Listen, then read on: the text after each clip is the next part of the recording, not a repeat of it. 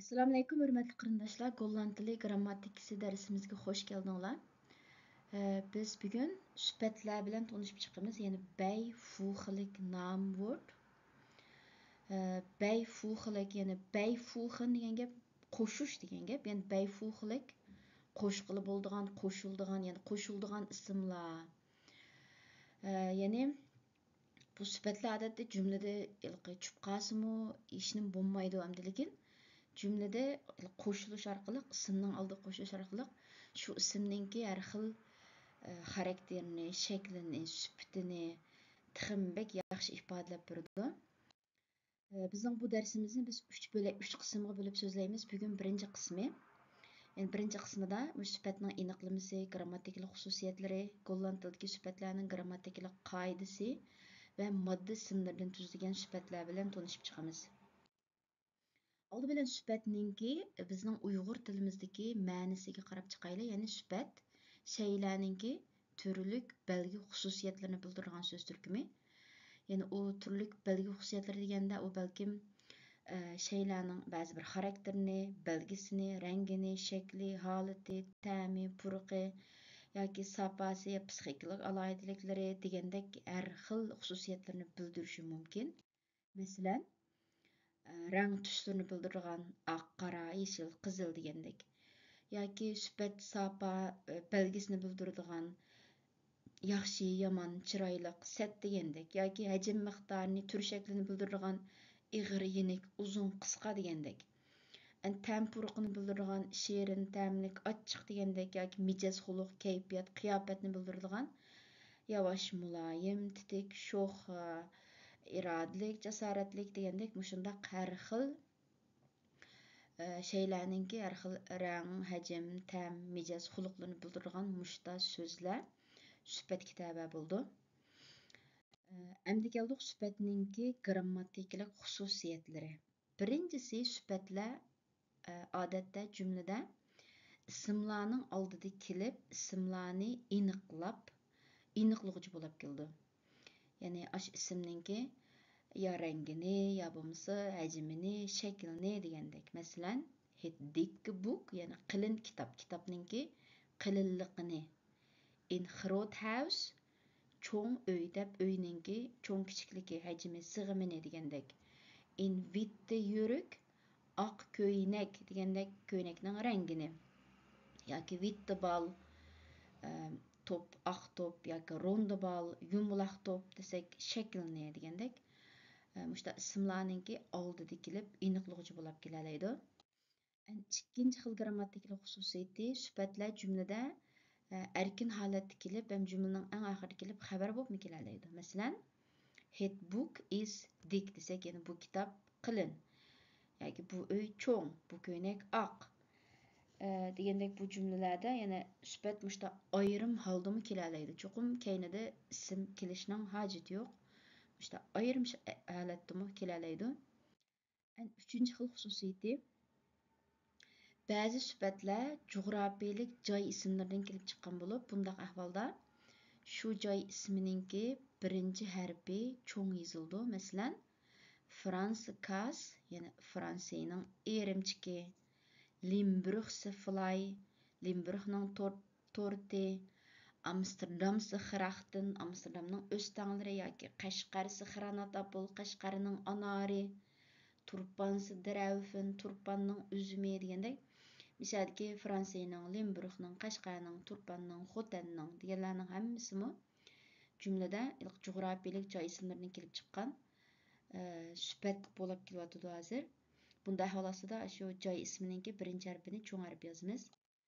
Ondan to'rtinchi xil grammatikalik xususiyati sifatlarninki daraja shakllari bo'ldi. Ya'ni sifatlar daraja kategoriyasi jihatda asli daraja, silishtirim daraja, oshirim daraja 3 shaklga bo'lindi. Masalan, leuk degan sifatninki ya'ni qiziqarli, yaxshi degandek. Masalan, dit book is leuk, bu kitob qiziqarli. And dit book is leuker, ya'ni bu kitob qiziqarliroq, ya'ni boshdagidan ham qiziqarliroq. And dit book is it leukst. Eng qiziqarli. Mesela 3 til kitob bo'lsa, bu qiziqarliq, bu qiziqarliqroq, bu eng qiziqarliq deb o'zaro silishtirib ifodalayotdi. Buni shu darsimizningki ikkinchi qismida tafsiliy so'zlaymiz. Endi keldik sifatlarninki grammatikalik qoidasi. Endi bayatdan beri so'zlagan mazmunlarni bir qitim anglab qo'ysanglar bo'ldi. Shu orqali sifat degan zoti qanday narsa, shu to'g'risida tushunchaga ega bo'lsak, endi hozirdan boshlab maxsus qoidasi, mishadan boshlab diqqat qilishinglarni tavsiya qilaman. Birinchi qoida. Sifatlar ya'ni qo'llan tilda ismlarning oldiga the, het, en deb 3 xil artikul keladi. The bilan het aniq artikul, en aniqsiz artikul. Endi artikullarning qoidasini ham hozir yana so'zlaymiz. Ya'ni sifatlar birinchidan aniq artikul het. Het artikul ishlatiladigan ismlarning oldida kelgan vaqtida, ya'ni shu ismlarning oldida kelib, ismlarni aniqlab kelgan vaqtida sifat so'zining keyniga i qo'shimchasi qo'shildi. Ya'ni masalan het məşi, qız bala, het artikul kildiği isim. Eğer biz bunu bir sifat bilen iniqlab kelgan vaqtimizda, masalan, chiroyli qız bala, omaq qız bala, set qız bala, egiz qız bala, paka qız bala degandek iniqlab kelgan vaqtimizda shu sifatning keyniga i qo'shimchasi qo'shildi. Masalan, het mo'yi məşi. Asl sifatning asl shakli mo'ydi. Lekin məşi degan so'z het artikul ishlatiladigan so'z bo'lg'achqa, hozir bu keyni i qo'shilib het mo'yi məşi deb keladi. Yoki het avdi məşi, ya'ni yoshga cho'ng qiz bola degandek. Het house, ya'ni house ham het artikul keladigan ism. Shunga buning oldiga biroz sifatlarni qo'shib aniqlab ishlatgan vaqtimizda, masalan, het grote house yoki het klein house, ya'ni cho'ng uy, kichik uy. Bu sifatning asl shakli groot, klein, lekin het degan artikulning sababidan grote, kleine yoki dikke book, dünne book degandek. Ikkinchi qoida hetga o'xshaydi yana the artikul ishlatiladigan ismlarni ham sifatlar shu ismlarning oldiga kelib aniqlab kelganda o'xshashlam sifat so'zining keyniga i qo'shildi. Masalan, the brook, the blaue brook, ko'k ishton yoki the lange brook, uzun ishton yoki witte ball, runde ball. Üçüncü qoida aniqsiz artikul en. Bu kelgan vaqtida sal boshqacharoq, ya'ni bu aniqsiz artikul the artikul keladigan ismlar bilan birga kelgan vaqtida e harfi qo'shildi, lekin het artikul kelgan ismlar bilan birga kelgan vaqtda e harfi qo'shilmay sifatninki asli shakli yozildi. Masalan, the brook, masalan, ishton. Endi biz buni ya'ni the lange brook deydik-ku, boya so'zildik. Endi biz en degan aniqsiz artikulni ishlatgan vaqtimizda, ya'ni bir uzun ishton deb. Unday bo'lsa, ya'ni bir ishtonni ko'rsatib emas, balki bir ishton, ma'lum bir ishton deb degan vaqtimizda en lange brook, ya'ni brook degan so'z the artikul ishlatiladigan ism bo'lg'achqa, masalda en lange brook. Lekin en ishlatgan vaqtda u ism het artikul bo'lsa, u chog'da sifatning asl shakli. Masalan, en groot house, bir cho'ng uy. Bu yerda grote demaymiz, chunki house degan het artikul keladigan ism. Bu het artikul keladigan ism aniqsiz artikul en bilan kelgan vaqtida sifatning asl shakli bo'yicha keldi. Ya'ni eng muhim 3 qoida, eng ko'p ishlatiladigan, bu yerda buni jadvallashtirib qo'ydim. Masalan, birlik shaklda the het artikul kelgan vaqtida har doim e qitildi. Ko'plikdan e qitildi, lekin aniqsiz artikul in bilan kelgan vaqtda agar u ism the artikul keladigan ism bo'lsa, e qo'shildi. Het artikul keladigan ism bo'lsa, sifatning asli shakli yozildi, e qitilmaydi. Eng muhim, eng ko'p uchraydigan qoida mushu 3 qoida sizlarga cho'qim tushunishli bo'lib ketish kerak. Endi 4-chi qoida, sifatlar ko'rsatish almashlar bilan bir kelgan vaqtda mayli u the artikul keladigan ism bo'lsin va yoki het artikul keladigan ism bo'lsin, har vaqt i qo'shimchasi qo'shildi. Ya'ni biz ko'rsatish almashlarni o'rgangan tuqqu, they, did, di, dat deb. Mesela dıman, D artikul kildiği isim. Eğer biz Daisy xırotıman, yani bu çoğun adam demek diyorsak, her vakit i qoşap xırotıman, hetkind, het artikul kildiği isim. Eğer biz bu umaq bala, yani bu kiçik bala demek diyorsak, yani dit lifikind, dit kleinikind, het artikul kildiği isim boğaçqa mas halda dit degen görüş almaşıltıladıdı. Yani de Frau, die junge Frau, het liedje, dat leuke liedje. Yani bu qayda asan qısqası müsbetlerinin aldıda körüstüş almaşla kelgen vaqtda her vaqt eyni qoşumuz. 5-ci qayda sübetlər hem iyilik almaşlar bilan birge kelgende hem her vaqt ey qoşumçusu qoşuldu. Yani biz iyilik almaşlarını öğrendik. Mening, sening, bizning, ularning, sizlarning, bizning degandek. Her vaqt eyni qoşumuz. Şu mesela mein Newbrook, yav ardıxman, uy yavsta adres, onus Newhouse, yani o keyinde kildiğen isim. Sübetnin keyinde kildiğen isim, meyli d artikul kildiğen isim bolsun, het artikul kildiğen isim bolsun, her vaqt sübetke ey harfi qoşuldu. Bu emas körüsüş almaşqa opmoqşaş. Endi 6-cı qayda sübetler ündeş almaşlar bilan birge kelgen vaqtda asli şekilde keladi. Yani ey qoşulmaydı. Mesela what ardıq, yani ardıq degan sübet. Yani şu sübetler ayrım kelgen vaqtida, yani what live van ye, what goed van ye. Bu yerda bu sübetning keyniga ey harfi qoşulmaydı.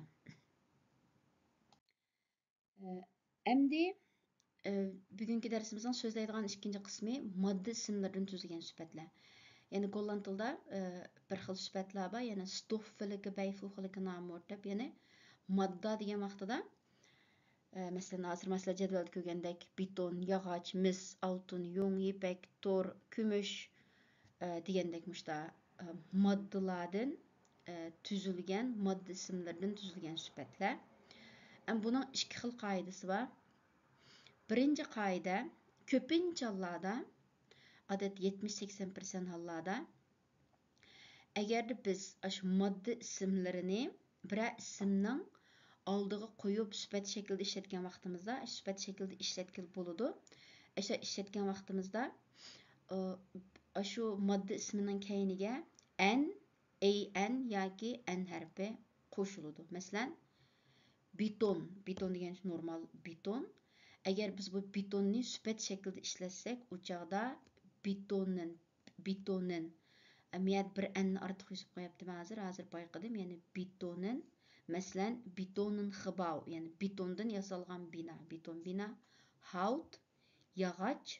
Agar biz uni sifat shaklida ishlatsak, hauten tafel, yog'och ustal, koper, mis, koperin, yani sifat shakli koperin kokpan, mis qazan, haut, altun, sifat shakli en qo'shimiz hauden ring, altun üzük, wol, yung, wollen sifat shakli, wollen yas, yung chapan, zaydi ipak, zaydin sifat shakli, zaydin yürük, ipak ko'ynak, tüle tor, sifat şekli tülün hurdaynin, tor perde. Yani bundaq modda isimlaridan tuzilgan sifatlarninki yasalish shakli bunda.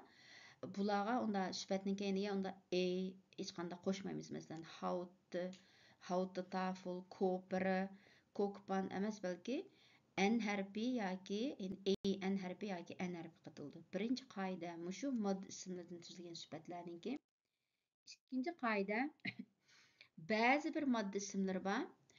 Bu modda isimleri yeni olgan bir xil modda isimleri ekan. Bular sübət alat işletken vaqtida hech qanday o'zgarmay keladi ekan. Endi ko'proq ishlatganlari mush ekan. Buni endi bir qarab yodlab o'rganib olsanglar bo'ldi. Masalan, alyumin. Agar biz alyumin qozon, alyumin kora, alyumin qacha deb sübət shaklida ifodalagan vaqtimizda shu moddaning asli shakli qanday bo'lsa shu holatda keldi. Masalan, alyuminium pan, alyumin qozon, polyester, ya'ni sun'iy taloliq raxt, polyester yürük, polister yürük ya sünnet araqdan tikilgan köynek, lateks kauçuk, lateks handschoenen ise kauçuk pəley, bambu tən stulun yani bambukdan yasalğan bağçı orunduqları, terrakotta sapal, terrakotta teyxol yani sapal çaqçuq, fleis qo'yungi, fleis trav qo'yungi popaykisi deb yani mavu modda ismlarida bular sifat holati kelgan vaqtda hech qanday o'zgarmaydi ekan. Şun bularni ham yodlab o'rganib olsak bo'ldi ekan. Shaxsan men buni dars tayyorlash jarayonida men bu o'zim bugun o'rgandim desam bo'ldi. Şun bularni bunday ekanda deb ko'rib xalsanglar, yodlab o'rganib olsanglar bo'ldi. Yani bugungi yani sifat darsimizninki birinchi qismi mushu. Asaslıq sizlar sifətninki grammatikalik qoidasi bilan mushu modda ismlaridan tuzilgan sifatlarninki qoidasini bilib olsanglar bo'ldi. Ma'qullamsa bugungi darsimiz mushu yerda oxirlashdi. Yana ikki qism darsimiz bor sifatlarninki. Shu ikkinchi qism darsimizda ko'rishaylik. Omon bo'lg'aysizlar.